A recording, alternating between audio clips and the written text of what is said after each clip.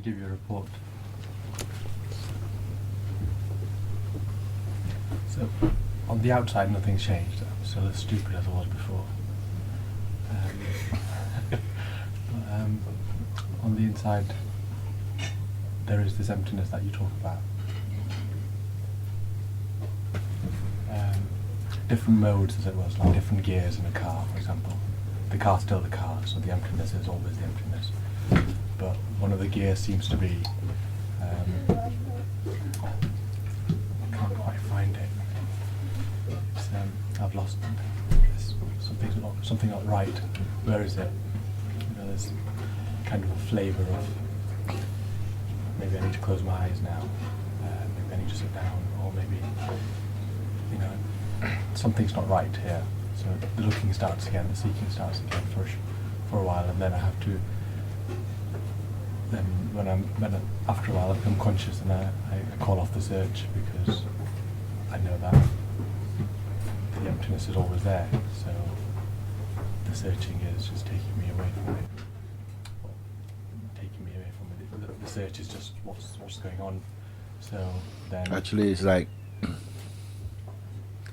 how would you reassure a dead person that everything is going to be fine? yeah, something like this. Because that space of emptiness and yourself is the same thing. It has no reports, actually. Whatever is going on in the space that we call the person's life, the body-mind play, it is felt. But more it is felt like just as I said before, like the content, the play of the waking state, which includes the sense of a person and the person's activities and the person's experiencing or perceiving of those activities, all together make a kind of hum. Sometimes it seems pleasant, sometimes it seems maybe unpleasant. We use words like that, but it never can leave the presence of that dead one. It's not a true thing to say dead. It's not dead, but it's dead in terms of it's non-reactive. It's a true place. The other is the habitual identity that we when we have the sense of rising up, you rise up inside this identity. This is the kind of clothes you put on, and it happens so quick you don't remember getting into it. You rise, and somehow it's that. But however fast, or whatever gear that may be, however fast it may happen, it still cannot be too fast for awareness. Because the very idea of speed, or whatever it is, whatever you say, can only be because awareness is prior to that, is already there. Out of the awareness it comes. And it becomes increasingly clear, because the person is not really the active ingredient anymore. It's something is like you experience and everything, but not on the basis of a person. Experiencing is there, but it's not really in the name of the person, you know. Something even answers to the name. But at the felt side of it, there's no person there. In the way that we would think of us as a person. Maybe it has different meanings in different bodies, what it means by person, you know. But generally it is implying the one who suffers, or the one who experiences, the one who, and this one is felt like it is something tangible, that it has qualities such as it's male or female, or it was, you know, it has a nationality, it has a religion, it has a background, it has dreams and aspirations. So that one does not exist. I don't like to say things that is too much. I prefer to hear them rather than to say them. That when they have passed through your own system of investigation, then the final outcome is that those utterances may come from you, that that's one that felt so real. Feels like it was the only one here somehow. Is seen to be not real. Is seen, not seems to be. It's seen to be not real. Another gear I find that's there is sometimes I find myself and the fever's not there anymore. And then the attention consciously abiding in the self. That, to me, that's what fever means. But sometimes the attention will just go into normal day-to-day activities or conversations. And then the fever isn't, I notice that the fever isn't there. Fever is not really a prerequisite for freedom. It does happen at a certain stage where you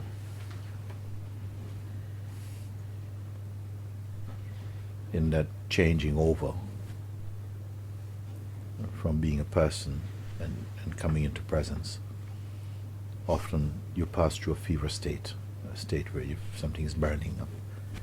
All your trash, all your ideas, they sort of go into a kind of fire, they come into a kind of burning.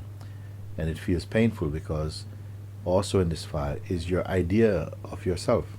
And that feels painful, that is not enjoying the projection it wants to enjoy. You know, it feels the fire like, you know, I didn't sign up for a fire. I want peace, and I want to be in this miserable state. So that's got to keep burning somehow. But you see, the mind is still there to tell you, okay, so you got your fire, it's finished now. Now what? You see? Now you don't feel the fire, and still you're not awake. And who is it speaking to, you see? Putting too much attention, importance, out of habit, continues to feed, even drip feed, into the mind and into the sense of a person. So it just carries on like that.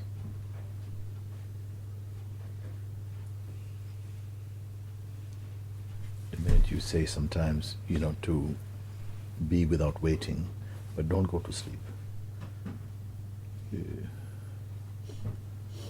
Some restlessness comes inside.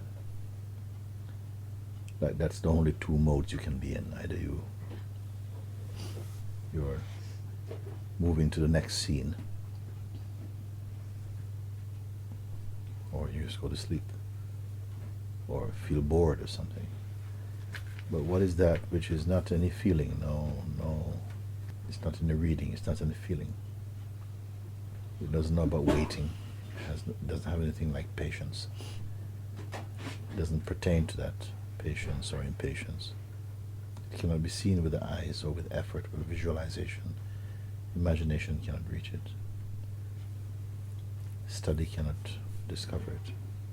Today I found myself saying again, the whole human thing, the whole thing of the human being thing, it doesn't work. It's never worked. The human being thing doesn't work. The only time it stands a chance is when it meets the heart. It goes inside. It puts its head to the floor of the heart or something. And then it may stand a chance. But by itself, as a concept unto itself, it doesn't work.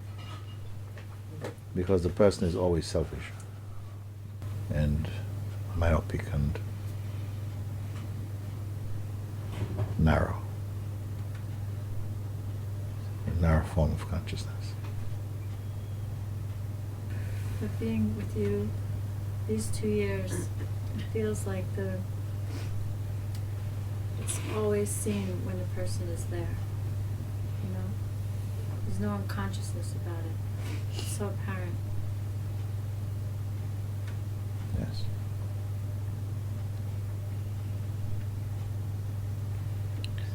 Sometimes though it feels unconscious. Even we were having our kitchen meeting today, even the way we take food from the servery and we have to share it with everybody.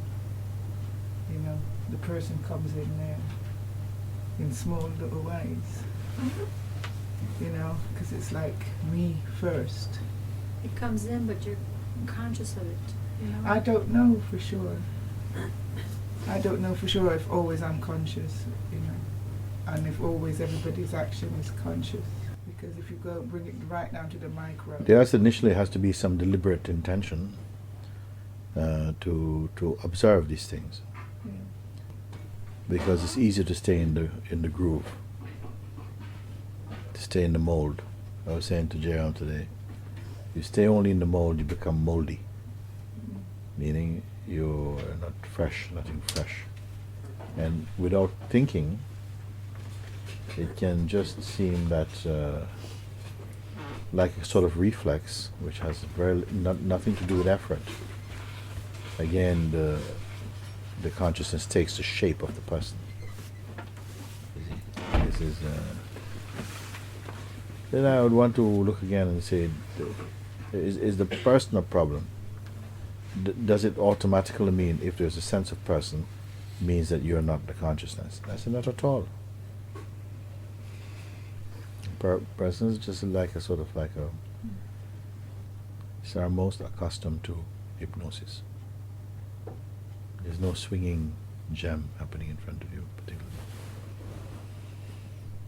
So accustomed to, thinking in terms of I, but I being me. The me which is mine. So can I have some clearer feedback on what I've just said? I've got another 2 weeks here with you at least, Mhm. and I really want to be very sure that's what you pointed to. So That's what I'm saying. If I shot you between the eyes, what are you going to tell me?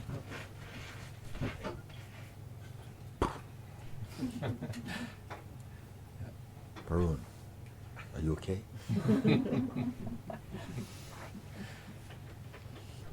You say that there is a nothingness, some emptiness. Emptiness is there. And we know that there is a sense of somethingness, but it's only a sense now. Because you're fallen inside yourself now.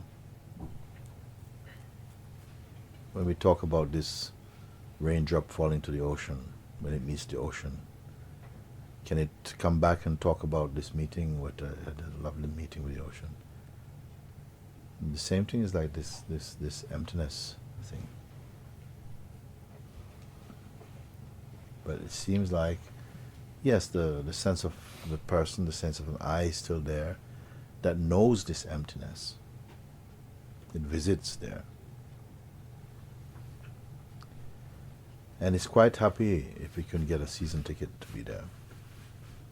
I can go in anytime I want to come out. But even in the apparent going in and coming out or changing gears or so on, these are shadow feelings when compared to the great vastness. They are so momentary, so unreliable, so insubstantial, you see. So why would they drain so much energy? Why would they take so much energy? Because there's still, yes, it is true that even after the first major crisis of seeing that opened up into seeing, still some person senses there continue drifting in and out. For a while this is normal, natural, and unavoidable to some extent. It plays like this. But more you're being called back, pay attention to this. Be more here in your, So this is where the effort is there. The attention tends to want to go again to the diverse actions and the activities and so on. And the voice reminds you, don't get entangled in all of that. Just be here in the emptiness. Don't become a recluse or something. Just acknowledge the already emptiness of this there. Then how would it be that there was something that would be raised up to start negotiating with something, and that becomes meaningful? Must be because there's still some bite, some charge is still left. The battery is not empty. There's still some charge that goes there, but that is okay also, and natural. And that the sense of I-ness continues. But now it never leaves the awareness. There's an underlying awareness that there's still the movement of attention to go to the right or to the left or something. But now there isn't or should not be anyone there for that to matter so much, you know. So now my mind is telling me this. I said, what? I'm telling who this now? You must clarify this over and over again, you see. Otherwise, you pick up yourself again, so to speak, and then think that you have to deal with something that's important. Now, this is very subtle things, because you will still continue to have to do work or things that happen naturally. But behind the scenes, you're not really engaged with them in your heart, not deeply. They're just the play of life, like somehow the clouds pass, the bird sings, the rain falls, whatever it is. Hunger comes, tiredness comes, thought arises, response takes place, actions are happening, reactions are happening, interactions are happening. But none can erase or affect that underlying. It's like a solid emptiness. It's there. I don't know it will make sense or connect with people to say that it is the support of the apparent movements of things, because that may not be your truthful experience, just that is there, and the movement seems also to be there, and the movements we know because they're written inside our system somehow, so they're kind of like known. But you are to abide or keep the attention upon that unchangingness.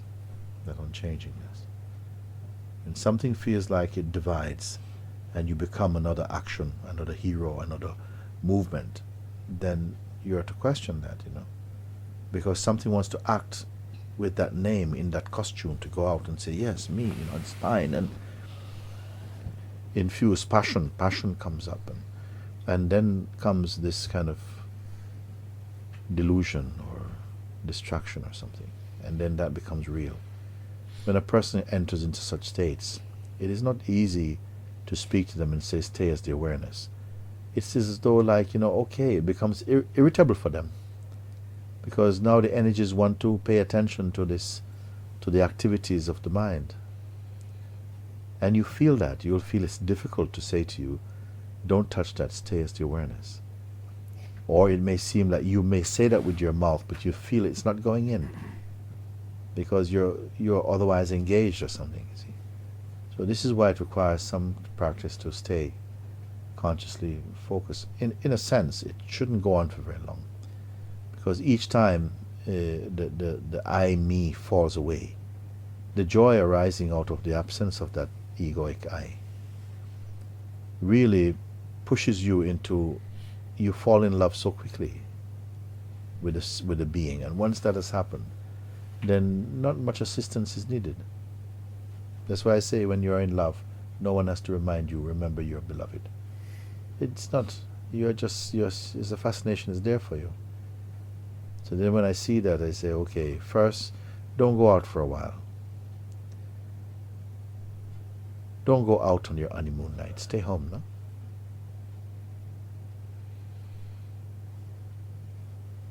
The wedding is for everybody. The honeymoon is for you. Stay home. Be quiet. And there's this sense that the honeymoon is there between each thought. It's always been there between each thought. It's much clearer. As soon as the thought melts. I said to you the other day, maybe it may have been yesterday, I'm not good at remembering things. I said, that which is there in between two thoughts is also there during thought. But if you can somehow be aware, or in between two thoughts, somehow, yes, that which is not a thought. But then I say, it is also there during thought. Because what happens is something seems to want to look at the gap between the thoughts, but even that's not really genuine, because it's there all the time. So actually, the action of being aware of that is there, but then the habit to say that something wants to do that and invent this illusory doer of that action is not needed. Simply the intelligence of the being Yes, there isn't a doer. It's just acknowledges this. there's a grace between each thought, basically. Mm. But then I also, from what you say, and it is the truth that it is there in every thought as well. But to fall in love with everything that deeply, so you know the sky, I love the sky, but to fall in love with the clouds as well. Both of them, because the sky's always there, whether the clouds are there or not. So, what I'm asking. So just the clearer recognition. So I you don't be have the to sky. You be the sky, which is not something difficult because it's not something you're going to do. No. So you be the sky. And then it doesn't matter whether today there's clouds, or whether there are dark clouds or bright clouds or rainbows or sunsets or anything like this. The sky is not bothered about this. All of it includes. It encompasses all these different and changeful effects. They're there. But it cannot be measured by those changes. It is just a constant. So that constant is yourself. That constancy is yourself. Once it is deeply known, all this responsibility drops away. Responsibility to be. The psychological self, basically. That's one thing that occurs to me. Is basically this dropping of the psychological self. Is Yeah. you're back Yeah. in your true position. In fact, don't think that you drop it. It drops, no? In the nature of things is that when you see, I can't drop it. It's Yes. something, grace drops it. Something happens. yeah, You know. yes. Don't touch that I either, to say I can't drop it. Because the minute you touch the I can't drop it, then you become that I who can't drop it. What I'm saying is I can't take credit for it. Yeah. But when you say this again, who are you placing yourself to be in that moment? Slow down. Let's slow down a bit because we all do it, no? I think I'm saying that just because of language. Just because of But then I can't take it at the level. I am too much scrutinizing, to sort of like to flick out the fleas out of it. So when you say that, I have to check in whether it is just a question of language or whether there is something in that still. I think there's probably two things. One is it's a question of language, but the second is even now when I talk to people, the I have to refer to the old person as being I. I still have to have an I-ness. Yeah, yes, me too. No problem with that. So for that reason, I think, and that does carry a bit of a smell with it. That's for sure. But that's just there, so it's okay. As I said, it's a dead man's night out.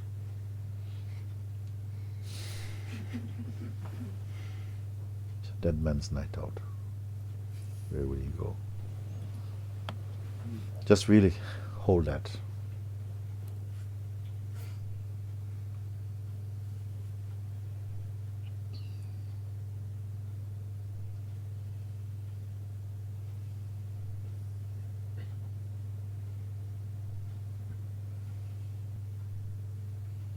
At a stage, it really seems it's a dead man's ghost stories.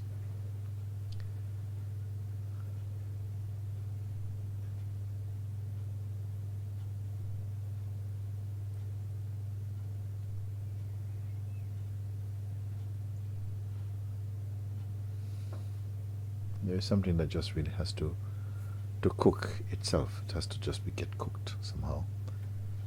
And it is in the pot. It is in the pot. Even as you sleep, it is in the pot.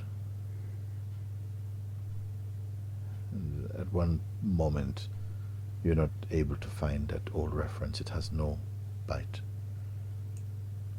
Still, something continues to say, yes, it was, that was last year in February, wasn't it? Yes, very good. I remember it well. But inside, behind the scene, who said that? Nobody's there. You've checked in and it is like that.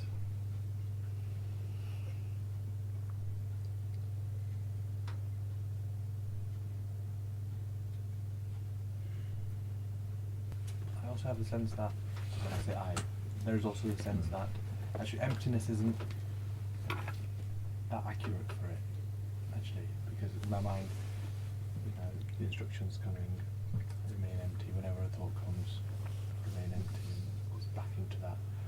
But the mind seems to kind of take hold of empty. It's more remain as you are. It seems more accurate rather than remain empty. Because then, even with it, even remaining empty, there's an intention to hold on to the. To pay more. But to say remain as you are is to already imply that you know how you are and what you are. It can be different things. We're smart enough to know that the words by themselves can't do it, but you get the words and the clue, and the intelligence finish off the rest of it. It just closes the door on it. You see, of course, no word will do. I was also saying that there's no word. I don't think any great master or saint actually could convey that, because it's not in the word only. But the words that are arising from it, they have they have some grace or some energy, because they arise from that. They're not just coming from a human brain or something. It's coming from that space. So they have a power, I would say, in the way that someone merely just parroting something would not convince your heart of it. And that's a sensitivity that is unfolding inside also, that energetically you're listening energetically, and it's very different from just listening from the position of a certain person or something.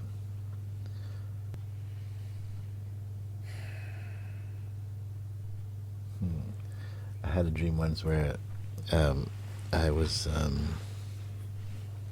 walking across these rooftops in India, because lots of rooftops you can, and for some reason I keep walking from one to another rooftop, and then another, just a little jump and another rooftop, and then I wanted to come down from the roofs, and so I found a ladder going down, these typical Indian bamboo ladders. So I sort of was coming down backwards, coming down like this. I came down into a space which was like a room with no roof. Well, it's open, so I came down in that space, and Ramana was sitting there in the space, eating. It was on the floor, just like you see him in these photographs. He was just in the corner, alone, and eating this food. This. So, as I stepped down into this space, I get off the ladder, and I recognized him also. And the feeling was totally exquisite feeling, because it was immediately present that I could say anything to him, even profane things, and it really wouldn't matter. So there was such a freedom. It's like you can say anything at all, you can say anything, and it wouldn't matter.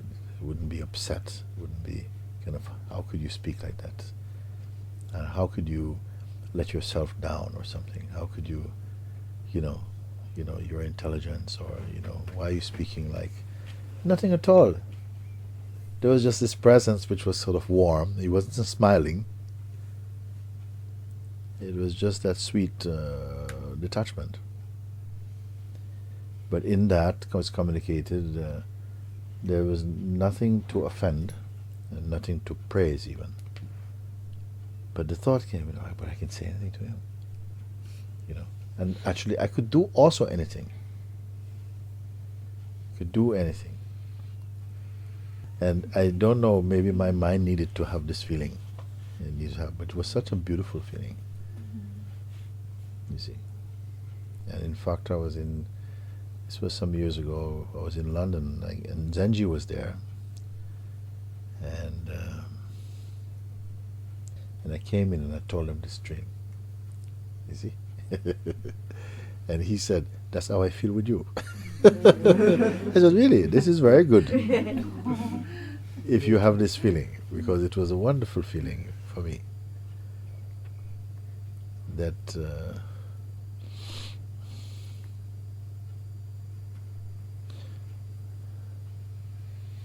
perhaps on some unconscious level, we are wanting to meet like that. to encounter an encounter which really does not have any judgment in it. You could say or do anything. Why? Because you know it's not you also. But even though we know it's not us, we get judged on it just the same way. You see? And so there is a great freedom when you feel like nothing that you can do or not do or not say can give offense to this one. Then when that registers inside your being somehow, like you have total permission to be in total chaos, to be a total monkey, to to show off, but it just would not impress anyone. You understand? And then somehow arising out of that was a tremendous sort of respect and love.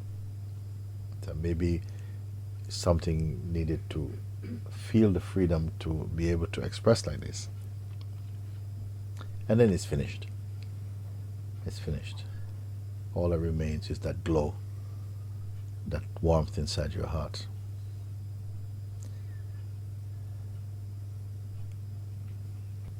But that's about as much as I had dreams of Papa G or whatever. No. But I don't care to remember dreams.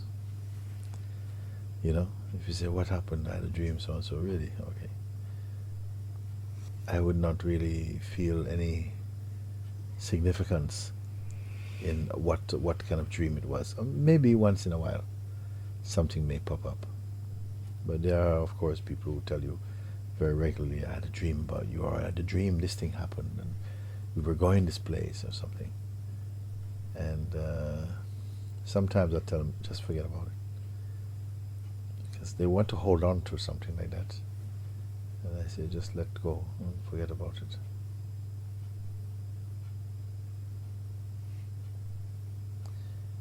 Forget about yourself also. Such a wonderful opportunity. Because if you are subtracted from you, somehow you are left somehow.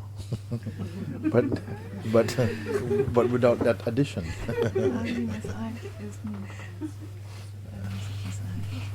Mooji, you know, since I've been here, I've been like just like looking, you know, to that which you point to behind the eyes, inside today, and I saw one of your quotes, you know, like if what is sought is found, are you there? What is? If what is sought is found, are you there? Yes. And I mean that made me stop looking, and I mean that brought some relief and some peace in a way, because there's like nothing to look for almost there. I mean, because if something's found, then you still gotta look. You know, I guess it's just constant looking at that point, it appears. So again, I mean, it's just there's nothing, you know. But then that kind of goes. Does that go against though the pointing of looking? You know, that you point us to. Looking cannot really be a sort of practice. At least it has to become a joy. You see, and then you will not give it the title of practice anymore. If it is a joy, if it relaxes back into a sort of a joy, looking means what? Because sometimes when we speak like this, I feel like, you know, actually we just need to go back to some fundamental meanings again, that we're talking about the same thing. Well, looking is what for? What are we looking for? Is looking just pushed upon us, that as long as you're awake and conscious there, you are compelled to look? Is it that whenever there's consciousness, then you're on duty, you're on call, meaning that you're in gear? There must be some gear. You cannot be. Is that the natural resting place of the waking state consciousness? Must it be always up to something, some calculation, some trade, some compromise, something? Is there any space for just that state of neutrality where it is not The senses are functioning somehow, but it's almost that they have no driver as a person. They're not, they're not, you're not seeing things for you. That it's just kind of like seeing. There's nothing really to report. In fact, this is going on all the time. Just imagine if everything that you saw, you had to register. I mean, you'd be completely burnt out. So, of course, there's a large part of what is perceived at just as a mechanical perception doesn't register at all. You don't bring it in. You don't purchase anything. And there's a great freedom in space there already. That we have the ability somehow to sense without shopping, without purchasing.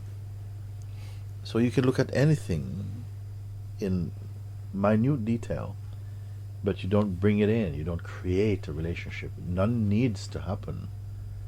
So in a way you relate, but not, there's no relationship that are held as a sort of, this thing happened and this has meaning.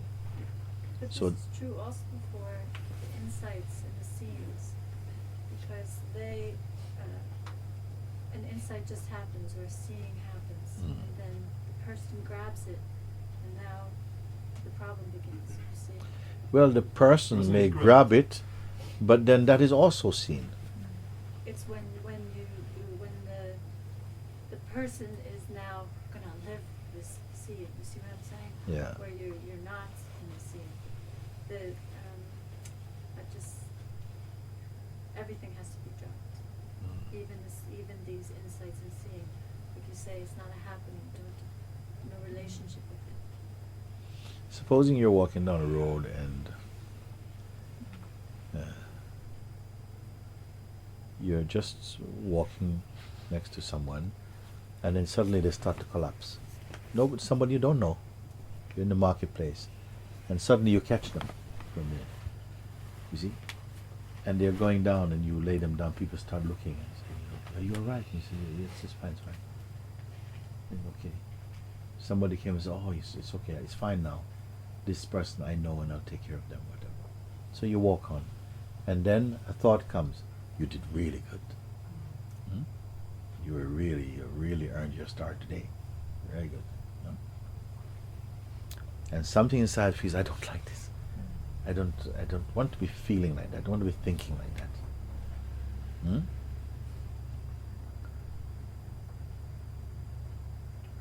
Will you turn your attention away from this, from acts like this, responses like this, because you can't bear what the mind says about it?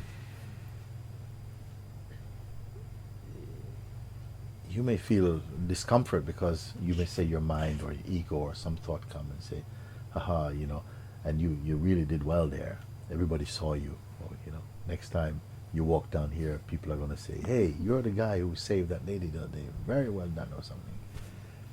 And something inside kind of loves that, likes that, but also feels so tiny for that. Then what is going to happen then? Will you send a message inside your being to say, you know what, it's best don't even help people, just stay away, because then my mind won't trouble me. Or you get used to the fact that something behaves like that, but the action in itself is pure, but then the commentator or something comes in as another action and wants to kind of write a credit note for it or something. So all this is seen. So how are you going to escape this? Well, in a way, it's almost already too late for the reaction, because it's something that's programmed inside that happens like that. Only through something like maybe inquiry, where you're able to feel these feelings, but at the same time to know that they are just somehow the behavior of the life force as mind and conditioning, so playing out. If someone said to you, you have to stop thinking like that, what are you going to do? Did you think like that, or that those thoughts came and somehow, you see, how are you going to escape this? Unless you really are kind about it and just say, you know what, this is just, life is like that. And even use these unpleasant experiences to help to come home to the real.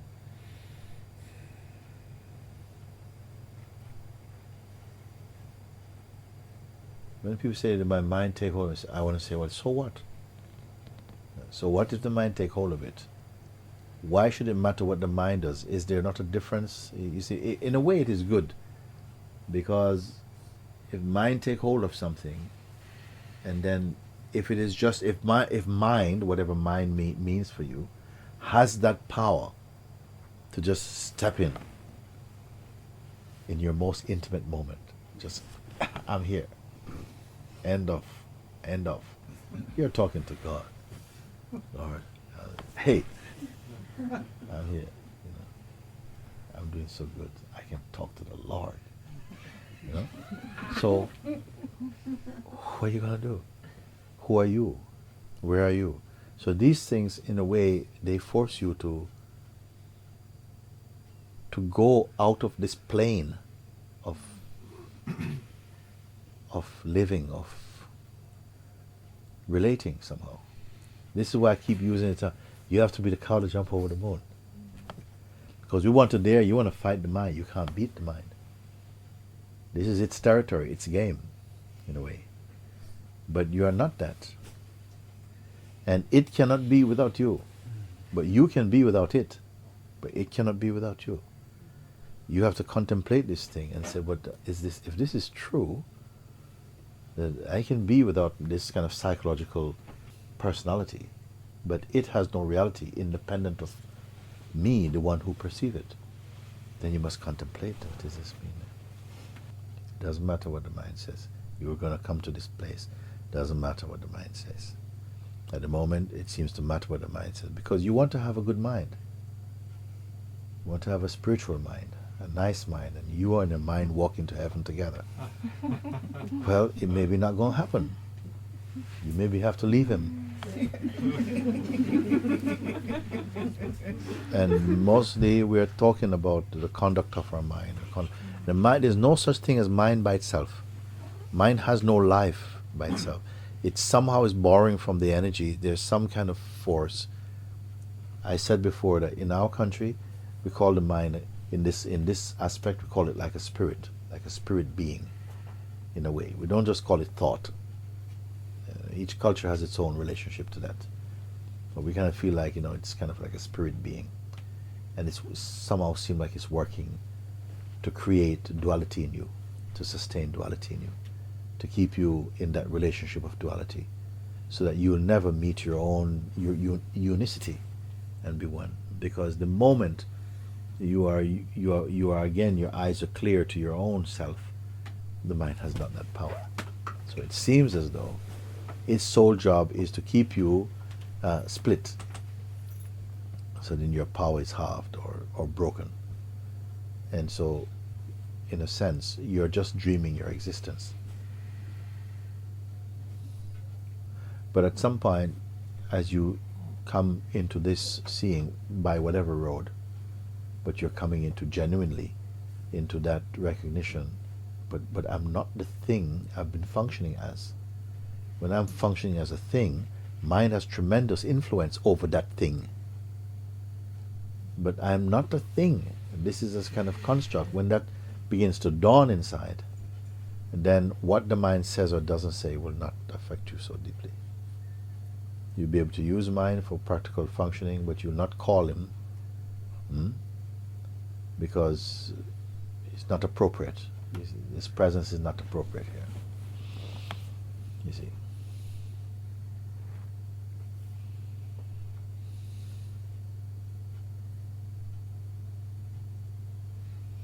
And actually, we are constantly creating the mind. They said the mind is a creative power, but we are also creating the mind. Every time you say, my mind is like that, you create that power and give it to what the thing you call the mind. It doesn't have that power. It has your power. You see? But there are other ways of saying this. Because if you say the mind has our power, or cannot exist without, then it seems like that we are also responsibility for what it is or what it brings. But this is made not by a person, but by the whole society and whole of what you hear and what comes into the system since childhood and since all this. Yes. The point I'm trying to make about this is that the mind does not have power by itself alone. Yes. You are going to learn that it is what you take it to be. It will become whatever you take it to be. It will be that for you. You see, until we know this, it will seem to have an independent power, because it's like you as a one unit have to work through a jungle of the collective consciousness of all the people around you. You understand? How are you going to take that on? Because it's actually inside you as well too. So how are you going to get that cow to jump over the moon? How are you going to be the cow to jump over the moon? Something is pushing you that your answer is not in the story, actually. Your answer is not in the story. It's not in the story.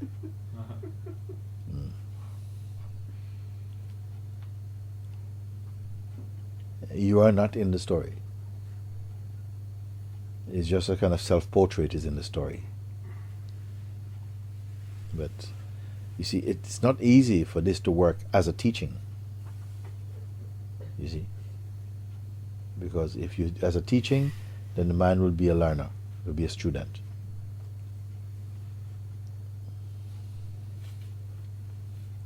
But it's pointing to something which is not part of the interrelated dualistic functioning. It's not part, it's outside of that. It's not touched by any concept, any practice, any word, any identity. It does not trouble it. But until it is only self-aware, until that time it is playing as being aware of itself as a person. And this is how the trouble is experienced, you may say.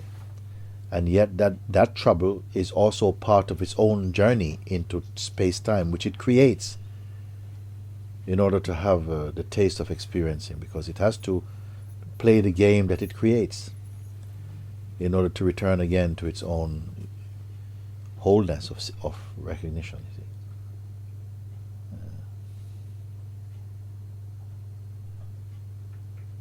And bottom line, nothing. Bottom line, nothing.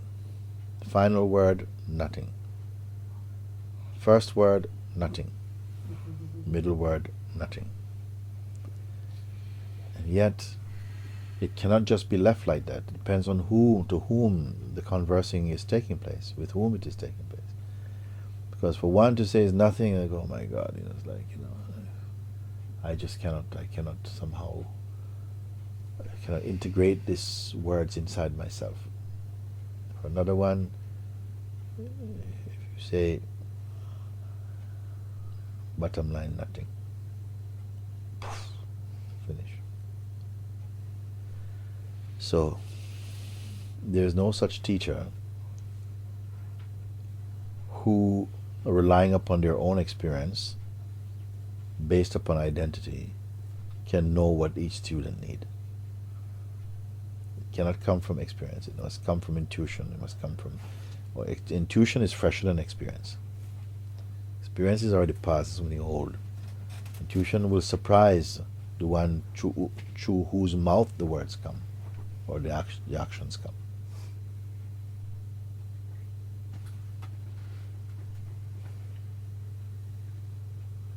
So do we do ourselves a disservice then by just talking every day? No. Not this type of talking. No, not this type. No. But this kind of... Whenever we are speaking solely on the basis of person, I call it a waste of time myself. But I have nothing public to say about that. But I feel you give me the right to say that to you. I don't have any right to go to somebody I have no my business to go and disturb people who enjoy that play. It is fine. It's a fine play of consciousness. Let it go on. You know, it's been going on for millions of years. Who am I to try and stop it? It's fine. But because somehow you come and you say such a thing, I feel you give me permission to say to you, I think that's a waste of time. For what you came saying, that I want to go beyond all of this. I have not been able to trust any part of this. It just doesn't work on that way. And now there's only a longing somehow that is born inside my heart just to be free of the influence of that psychological mind, to liberate myself from the hypnosis of my conditioning and identity. And is there a way that this is possible? I said, let's talk about it. Let's take a look. Let's take a look. Because it seems the mind then just grabs everything we say and gets stronger and stronger, no? It can do, you know, is that the consciousness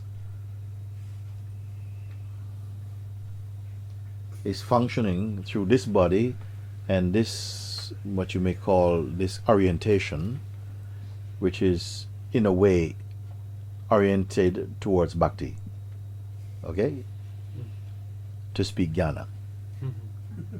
And then it orientates that which one is oriented towards jnana to speak bhakti.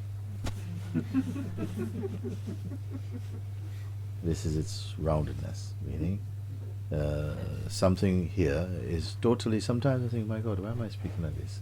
I only love God and I'm only sitting in the lap of God, I don't know. And yet I can speak this. It's like my tongue goes quickly to this, to say, don't touch that, don't worry about that. How can you be this? You know? Why are you looking at this outside? What is God, God, God? You know, okay, forget about God. Who are you who see God like this? And yet I am sitting in God.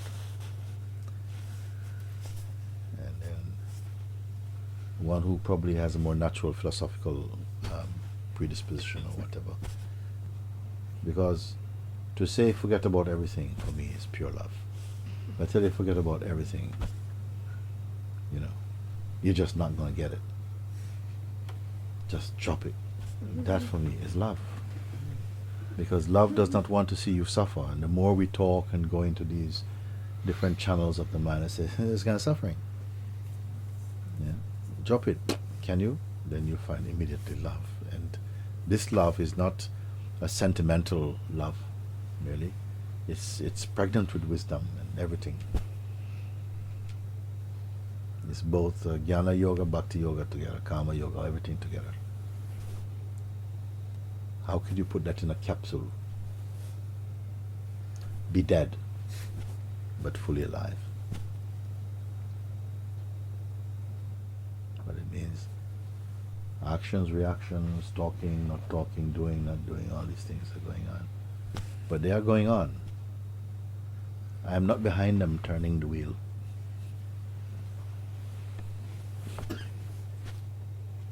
I'm not the hurdy-gurdy man. I'm just here watching somehow. When it arises in me, the care to watch even. I'm not on watch. But the senses are functioning. Sometimes take a look at what they're going on in there. Okay, they seem to be doing fine on their own. I don't need any help. But there's a joy in almost everything. Even the sadness and the seeming tensions, which still come from the remnants, the activity of the sense of the person who is a side of conditioning that arose inside here. It's like it's been neutralized somehow. And the thing that neutralizes the antidote for that poison is the removal of this I, me feeling, which is always sort of like stepping into the gap, so to speak. But then now it doesn't mean anything. You step in the gap, step out the gap, don't mean anything at all. This is why I say the most significant victory over the mind is when it becomes insignificant for you. Whatever he has to say is like, it's, yes, practical things, of course. Mind is not just evil or something. It arises from the same source. And it is brilliant. It is the shining light of consciousness also. But when you take, you baptize yourself into the identity of being a person, then mind also is there with you to say, I'm going to screw you up. I'm going to keep throwing banana skins in front of you. And in a funny way, you can either keep slipping and blaming the mind and go, the mind is the devil, is the devil. Or you can say, actually, thank you to the devil because you helped me to find the God.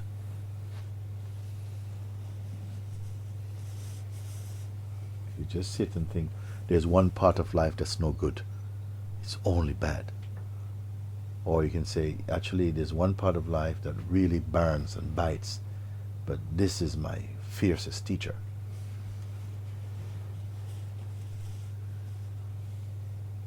And where I might have taken a year or two to learn something, in 10 seconds he's blasted me home. To such a teacher, few say thank you. You see? So you can use everything that happened. It becomes a mirror to your own seeing.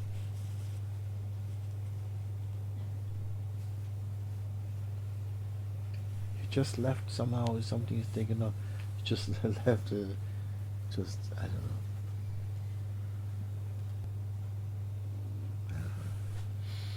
There's a time when this maybe is not good. If you want the world and you have this, is not good somehow. It's going to screw you up.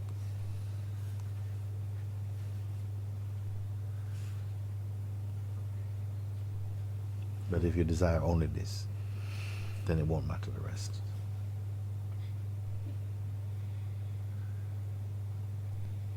You will see things and understand things most human beings in the world will never see.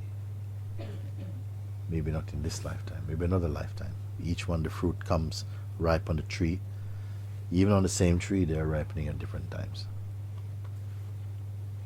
But yours will be the kingdom of God.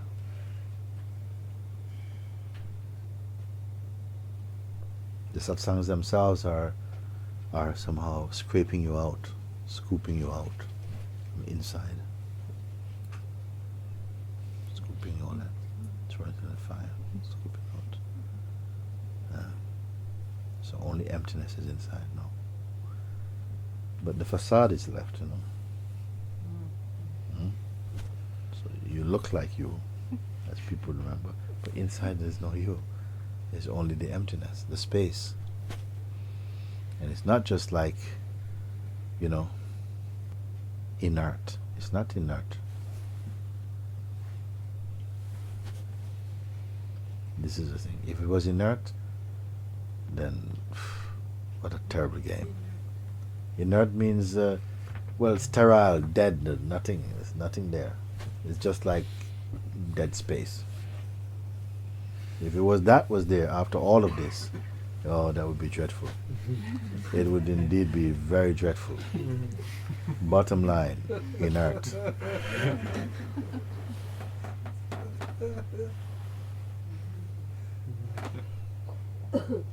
Not even stuck, just dead. At least stuck is some life, you know, some wriggling. So it cannot be that.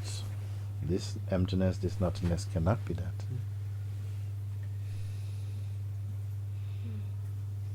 The yogis are giving up bliss for this. So we give up even bliss for this. To pass it on. Some say, oh, you're giving up bliss? I'll have it. You take all the bliss you want.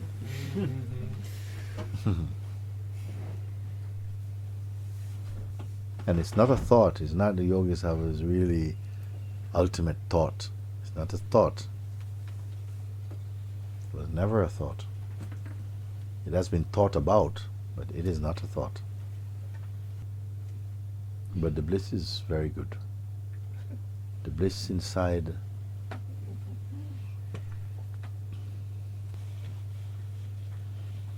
A plastic flower and a real flower may look the same at a certain distance.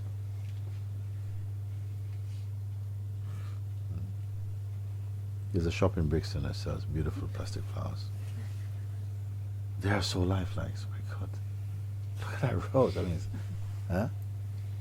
But there is a big difference. Some people prefer the plastic rose because you never have to water it, you know.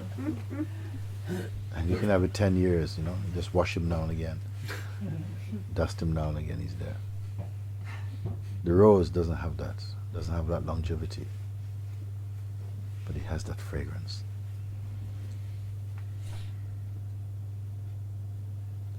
So the bliss is your fragrance.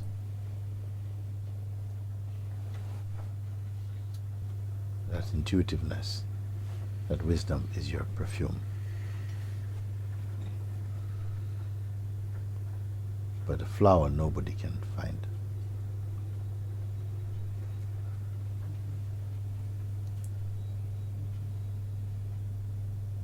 You can say the form you call Jesus or the Buddha or the Krishna, they are only the confetti of the being.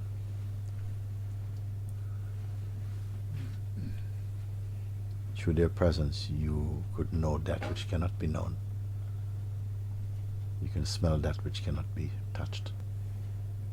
And they somehow trigger tremendous inspiration to set you on fire.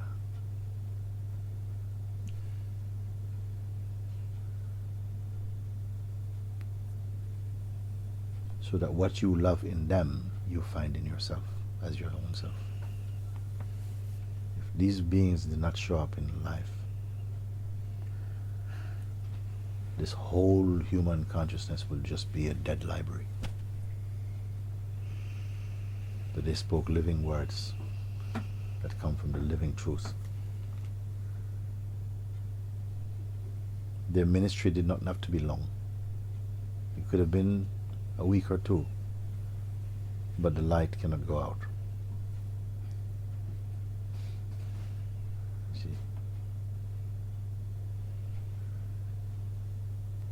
I tell you, every time I speak like this, I tell you the angels are happy I say like this. Because they come, you see, they come like that. How should I talk like that?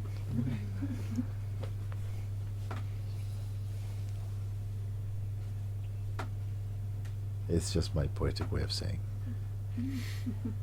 The angels have come. They're dancing inside your being. It's like all your cells become alive with this hallelujah inside your being. Something just is like that.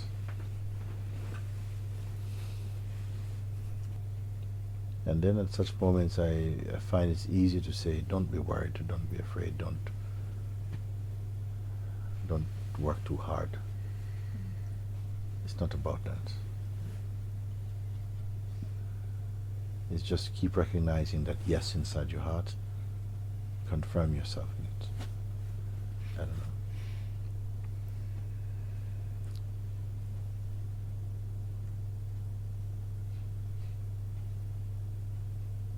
But it really has in some way, it is available everywhere to itself. But at the same time,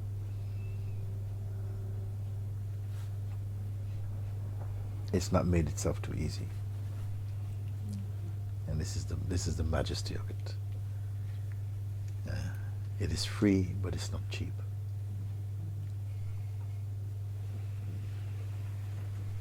It's almost that you've got to earn yourself. If you can use expressions like that.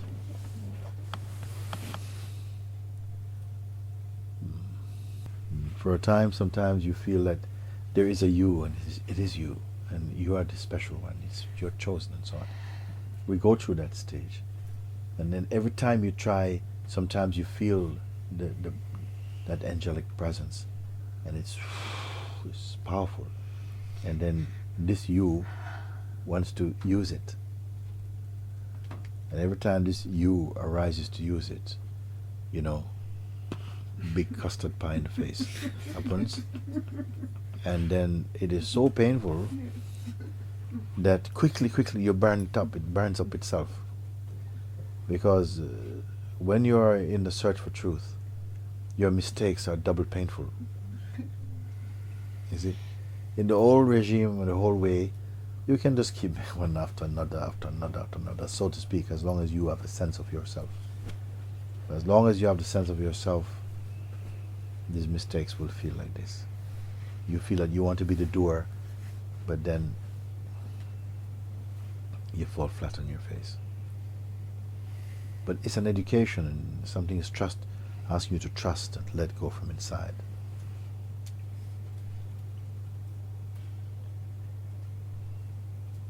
And so your failings become very, very loud. Your selfishness becomes very, very exposed and very painful. So that the quicker you let them go. Because each time the taste is so bitter, you know you don't want to taste that again. You know? I had one friend of mine, he passed away now. He was sick in hospital, and they gave him these drips. I don't know if it was what sort of drip it was. And he was there, and he felt it wasn't going in quick enough. And so on his own, he put this little pinprick into the bag, and some air came into this solution. It came into his veins. And I hear it's never happened for me, I don't know, that is probably one of the most painful things you're going to experience. So he was a tough guy. He was an ex-boxer, tough, Scottish, yeah? But he was crying like a baby. And when the nurse came in and saw him, she knew exactly what had happened. Because she had told him before, relax, it's okay, leave it alone. And now he tasted it now. And she said to him, well, you won't be doing that again. And he went, that's it. Some of your lessons feel like that. You just, simple things also. It may arise as a kind of shame or something, but you see something backs off big time because you're in such a speeded up. This is why I say that something may have taken you 5 or 6 years to process. And in your satsang, it will be maybe a few days. It can happen. It could be a few moments actually. And it is enough to turn you inside out. You've finished it. And all this is good. All this you asked for it. Just forgot.